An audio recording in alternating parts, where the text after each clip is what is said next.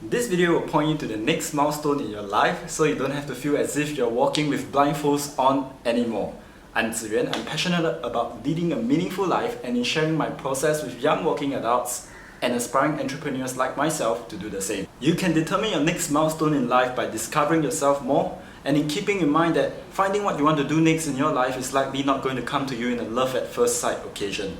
How do I know? These were insights gained from 4 TED Talks videos that I watched repeatedly and reflected on. You discover yourself more by experiencing different roles and different jobs and reflecting on those experiences. One builds off the other. The more experience you have in different roles and different jobs, the more you're able to reflect on them and to really come up with what is it that you really want to do. Whether you had lots of experience or not, it doesn't really matter. All that matters is that you reflect on them with these questions. Question number 1. What is it that you like about your current job? Question number 2. What is it that you think you do really well? Question number 3. What is it that other people say you do really well? And question number 4. What are the common points between what you like about your current job or past jobs, what other people say you do really well, and what you think you do really well? What are the commonalities between these 3 things? And lastly, with your last hour, what is it that you're going to miss doing, that you have done or you have not yet done? What is it that you're going to miss?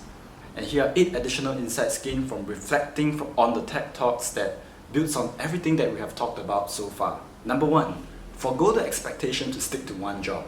Perhaps some of us have that expectation, to find something that we are really good at and to just work at that for the rest of our lives. But in today's interconnected world, we have to really question whether that is something that is realistic or not. In Japan, where loyalty to a company is seen as a virtue, by the time they are aged 50 to 55 years old, only about 20% would not have changed jobs. In the US, one can expect to go through an average of 12 jobs according to research by the US Bureau of Labor Statistics. By just having this connect to reality, it can really help us to open ourselves up to change and to really be able to adapt better. The second insight gain is that it is possible to create a successful career regardless of the circumstances. This might seem counterintuitive if we viewed success as the amount of money that we earn or the amount of prestige that we have. But if instead we viewed it as how much effort that we put into every single task that is given to us and how much value that we actually bring to others, then we might find that attaining success is actually more than possible.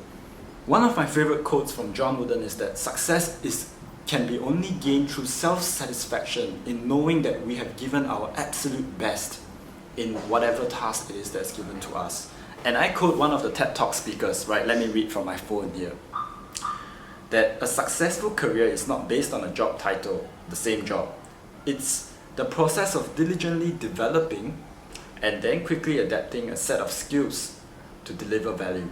The third insight gain is that we should all focus more on the experience rather than the title. When you focus on experience than title, you experience less fear even if you have no experience in whatever the role or job is. You tend to give your best and that translates to better impression. You learn more and that translates to increased value in the marketplace. You tend to give your best and that makes for a lasting good impression in your colleagues and with your bosses. And getting whatever job title that you may want just becomes a matter of accumulating the right experiences. The fourth insight gain is understanding what passion can and cannot do. Passion can help you get started on a hobby. Passion can help you to beat procrastination. Passion can even help you get started on a career. But passion cannot be there every time you need it. And passion cannot give you a plan to do what you really want to do. It cannot chart a course for you. That you must do yourself. But the fifth insight gain is the best way to use passion to succeed. Create passion in any endeavor that you want to put yourself into, even if you're not particularly, naturally passionate about that subject or that topic. The sixth insight, components of a dream job. Quality of co-workers, quality of bosses, and the sense of purpose that you feel in that job. While it may not be possible to know from first-hand experience about how your colleagues may be like, how your bosses will be like, and how the sense of purpose is like in any job, With today's technology, it is simple to find out, right? It's all just a Google click away. You can connect with someone on LinkedIn, on Facebook, or on any of the social media channels.